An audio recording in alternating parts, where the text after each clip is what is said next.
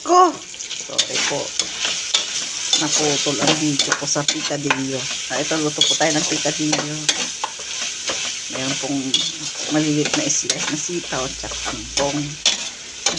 Igisa nyo lang po yung bawang sibuyas. Tapos lagay nyo po ito. Kung patis lang po, paminta na pino. Yan. Kapag ganito na po yung giniling natin, pwede natin lagay yung kamatis.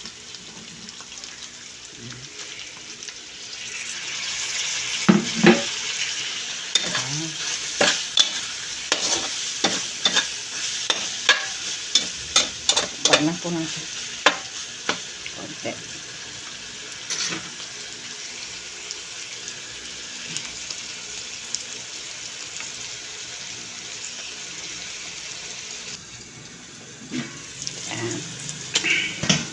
Ayan, medyo brown na po.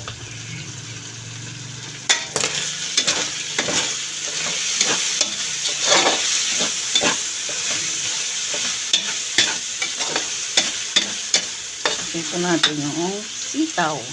Mga pagkarami-raming sitaw. Pwede ko natin magtira. Dami. Okay, pwede natin ilagay na. Para isang linggong ulam na naman to.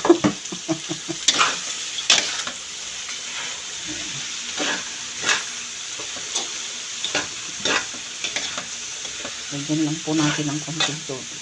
Ay, tubig yung sabaw.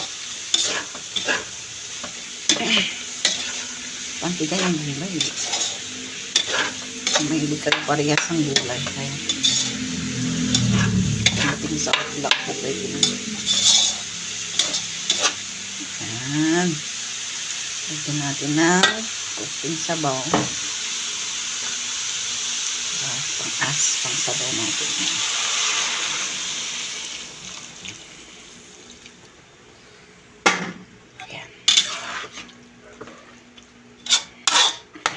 Po, ulam na po ito.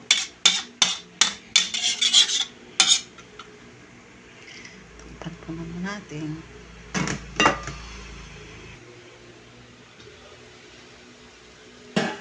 Kumukulo na po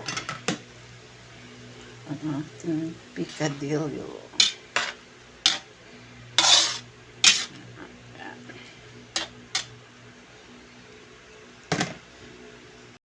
Yan po natin ng magic.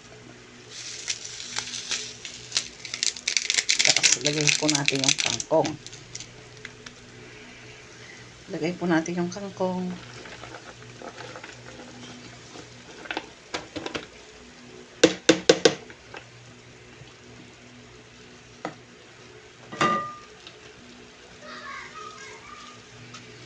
Yan.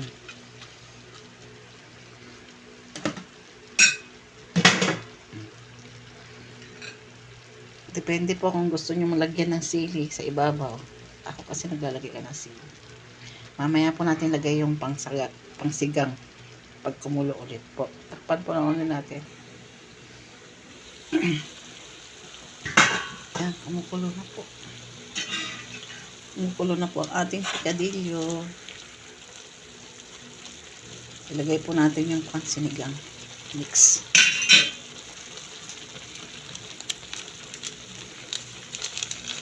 Ayaw nyo ng asim, huwag nyo pong ilalagay lahat.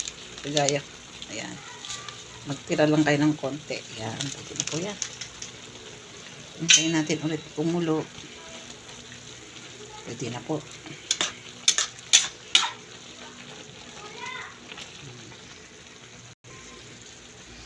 Ayan, pwede na po ang ating luto. Pwede na po ang ating picadillo. Luto na po. Natin.